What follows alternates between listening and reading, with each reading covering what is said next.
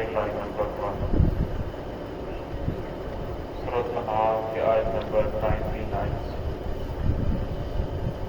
اعوذ باللہ من الشیطان الرجیم، بسم اللہ الرحمن الرحیم، وَاجْعَلُوا لِلَّهِ شُرَكَاءَ الْجِنَّ وَخَلَقَهُمْ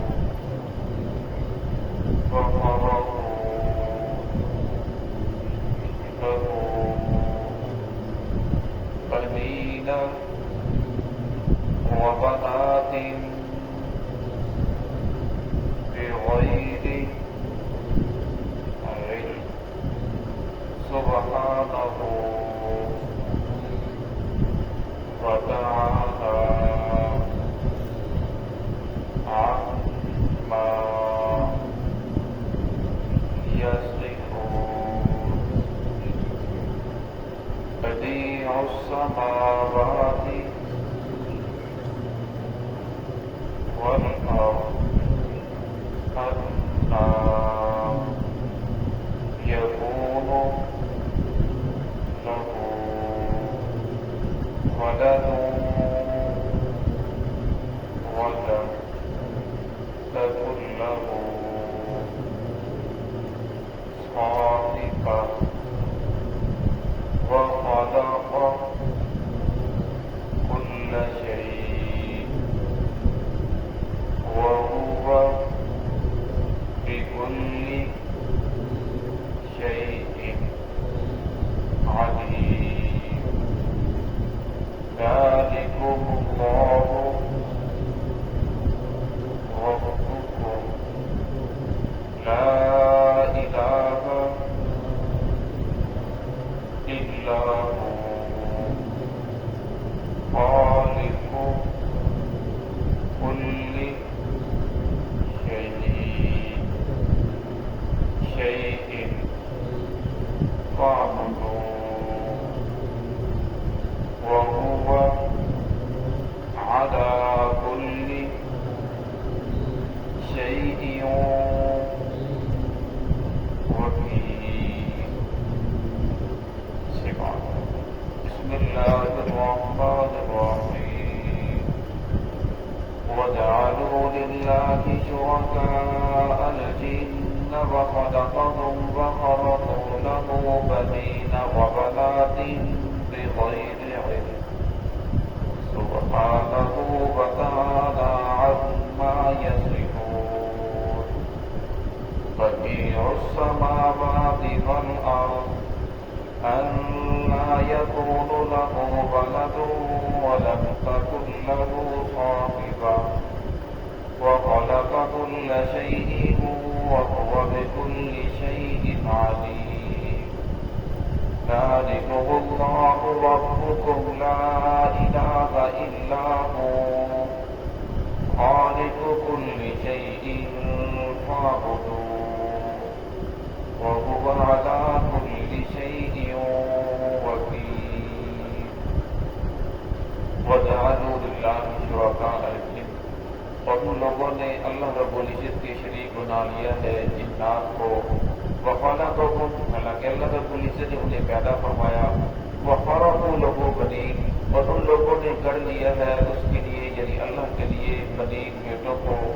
وبنات بغیر علم، اور بیٹیوں کو بغیر علم بغیر علم کے جہالت کی وجہ سے، سبحانہ وتعالی،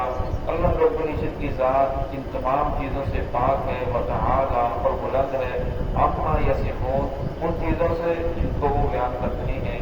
بدیع السماوات والارض، اللہ وہ ذات ہے جس نے پیدا کیا ہے آسمان کو اور زمین کو، بدیع یعنی بغیر نمونے کے، انا یکون لہ ولد، کیسے ہوگی اس کے لیے اولاد، ولم تکن لہ صاحبہ، حالانکہ اس کی کوئی بیوی نہیں ہے، وخلق کل شیء، اور پیدا کیا اللہ رب العزت نے ہر چیز کو، اور وہ بکل شیء علیم، اور اللہ رب العزت ہر چیز کو جاننے والے ہیں، ذالکم اللہ، یہ تمہارا ذالکم اللہ، یہ تمہارا اللہ ہے، ربکم جو تمہارا رب ہے، تمہیں پالنے والا ہے، لا الہ الا ہو، نہیں ہے کوئی الہ مگر ہوگی، خالق کل شیء، اور خالق ہے ہر چیز کا، فاعبدوہ، لہٰذا تم عبادت بھی پھر اسی کی کرو، وہو علی کل شیء وکیل، اور ہر چیز کا وہ کارساز ہے۔ اس پہلی آیت کے اندر اللہ رب العزت نے لوگوں کے ساتھ شکوہ کیا، گزشتہ آیات کے اندر اللہ نے فرمایا آسمان کا، زمین کا، چاند سورج ستاروں کا پیدا کرنے والا میں ہوں،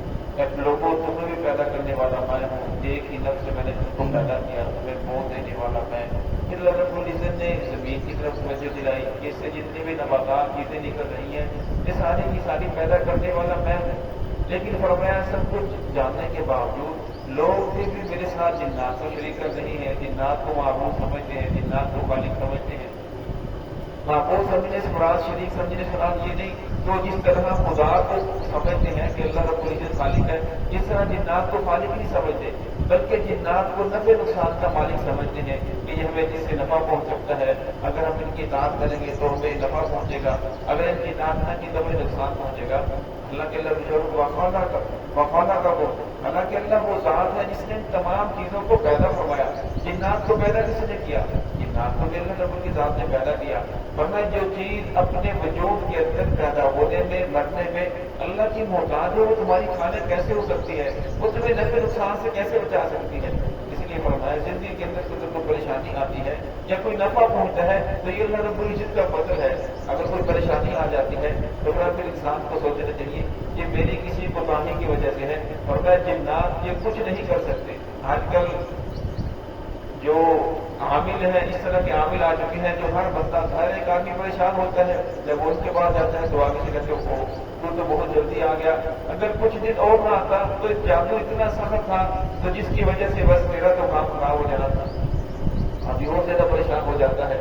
اب وہ آپ 500 لے کر یا 5000 لے کر کہتا ہے کہ میں نے آپ کے 5 کروڑ کا کام کرتا ہے، 5 لاکھ کا کام کرتا ہے، اگر اس نے 5 لاکھ کا آپ کے 5000 سے کرنا ہے تو 5000 بھی ان سے لے لی، وہ 5000 لینے کے لیے آپ کا محتاج ہے، لیکن آپ کا 5 لاکھ کا کام کر رہا ہے، 5 کروڑ کا کام کر رہا ہے، یہ سب دھوکہ ہے، اس سے بچنا چاہیے۔ جنات ہے لیکن اتنے زیادہ نہیں ہے کہ اللہ رب العزت کی ذات سے وہ بڑھ جائے،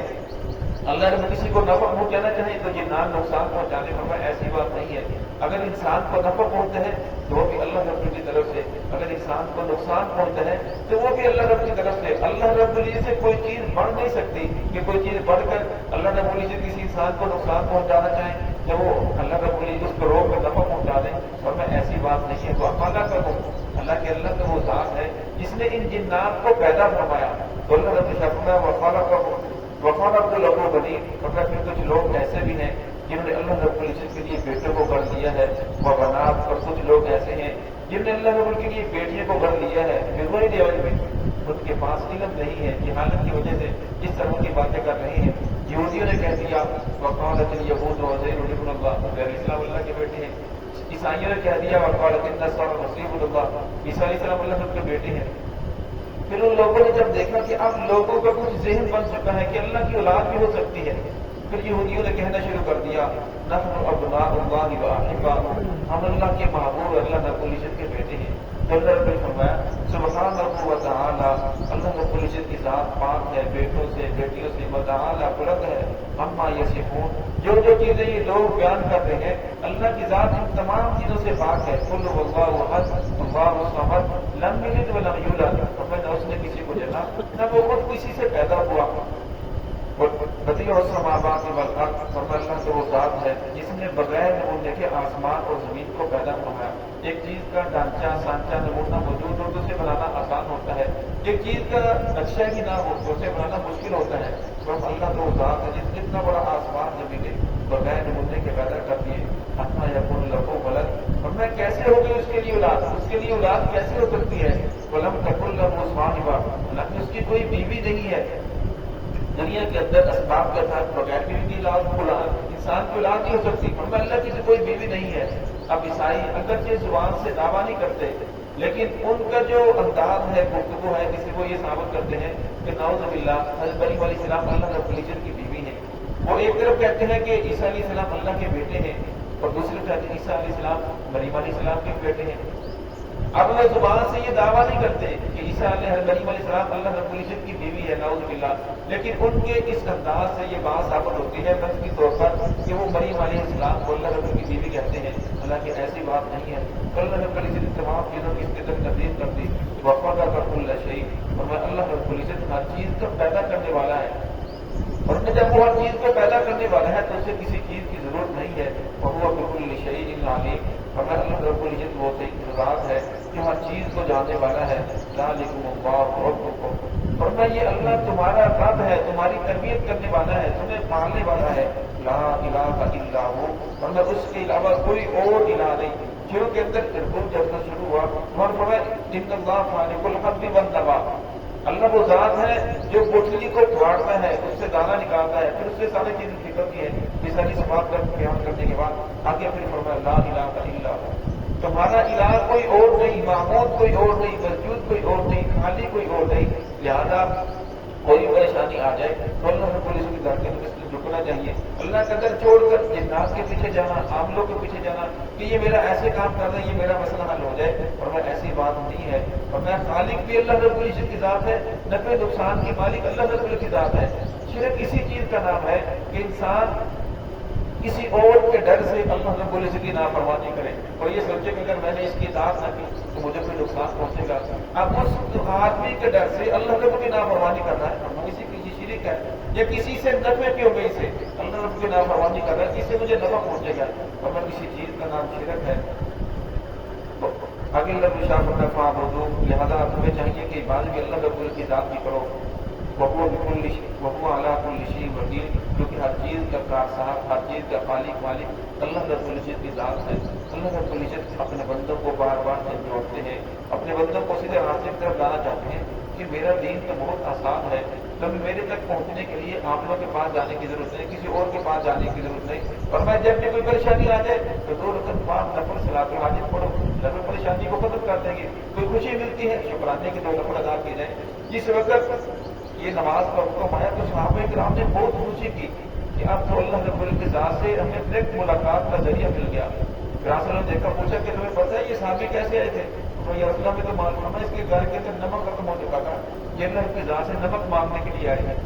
اور وہ چھوٹا بھی چھوٹا کام ہو، پہلے کوئی بھی کام ہے اس کا سنت طریقہ یہ ہے کہ پہلے انسان 2 رکعت بعد نفل پہلے سجدہ کرے، پھر 2 رکعت بعد نفل پڑھے، اور پھر اس کے بعد جو ہے اللہ رب کی ذات اس آدمی کو چھوڑ دے، پھر اللہ رب کسی انسان کے دل کے اندر ڈال دے، جہاں سے بھی کر دیں۔ فرمایا خالق اللہ رب کی ذات ہے، دلوں کے اندر بات اللہ رب کی ذات نے ڈالی ہے، اسی لیے فرمایا کہ سب سے پہلے انسان کو اللہ رب کے دربار کے اندر ہونا چاہیے، اسی کے سامنے سجدہ ریز ہونا چاہیے۔ تو اللہ رب العزت ہم سب کو صراط المستقیم پہ چلنے